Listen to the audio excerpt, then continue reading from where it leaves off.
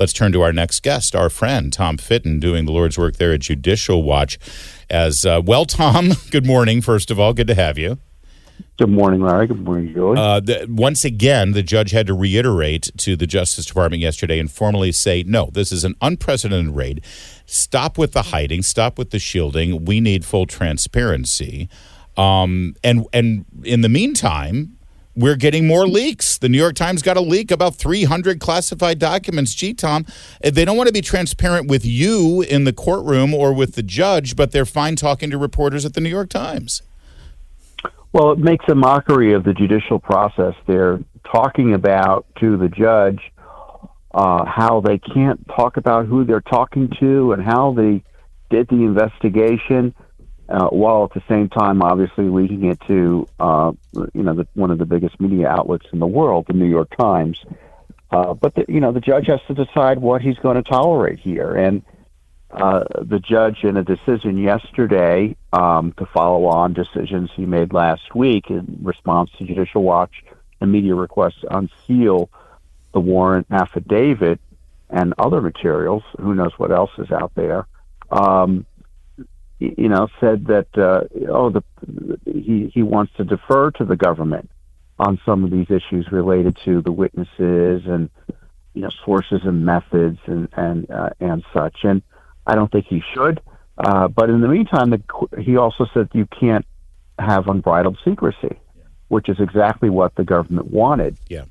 So they're going to have to file something, it looks like, that has something public, which is more that we have now, which is nothing, and what I call the modified limited hangout approach to disclosure, which is we're going to let a little bit out, try to make Trump look bad while hiding anything that might suggest that we were out to get him for the reasons virtually half the country understands. Yeah, and for those listening from the FBI and the Justice Department, when people like Tom Fitton are making a Nixon-Watergate reference to your behaviors, it's not a good look for you. Yeah, Tom, no one wants to see sources and methods exposed, but we deserve transparency. What are they trying to hide? They are so determined to keep this stuff hidden.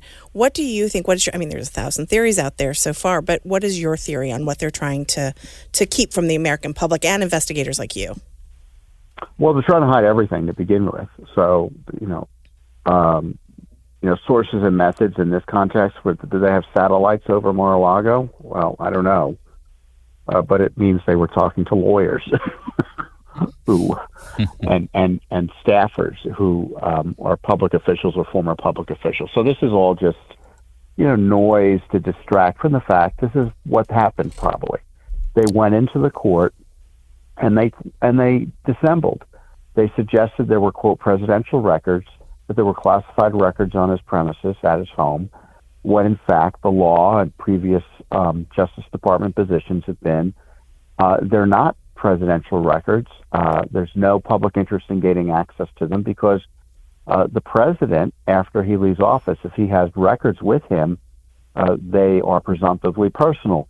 And how do I know that's their position? Because that's what they told us when we asked for similar records that Bill Clinton had taken with him. Yeah. Tom, can you tell us a little bit about this lawsuit that the Trump team filed yesterday? This is a federal lawsuit saying that his Fourth Amendment rights have been violated. Who specifically is the target of this lawsuit? Is the federal government writ large or certain agencies? And what's the plan for this lawsuit?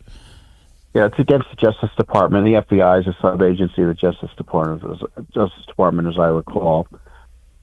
Your listeners should remember it's a civil rights lawsuit. That's a word that conservatives aren't allowed to use, right?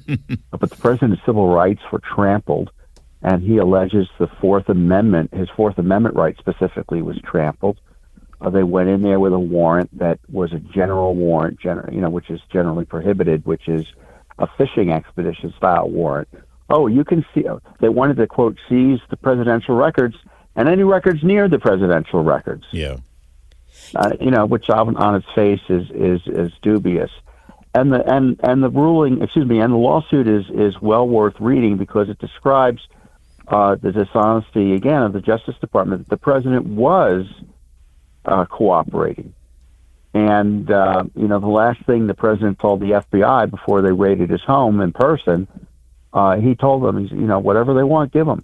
It's what he told his people in front of the FBI and DOJ who were there.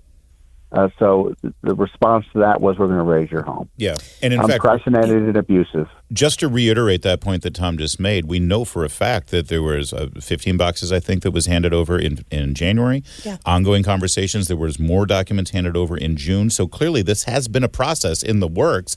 Why suddenly, 91 days before the primary, they had to pull the trigger on this raid is certainly part of the allegation in this lawsuit. Quick question, Tom, and I don't know if you know an update on this, but there was some talk that Mar-a-Lago actually had cameras on, and that footage has not been turned over. No one has seen that footage. Were the cameras turned on? There was also a question of whether the cameras were turned on and off. Do you know any update on that or know anything about that?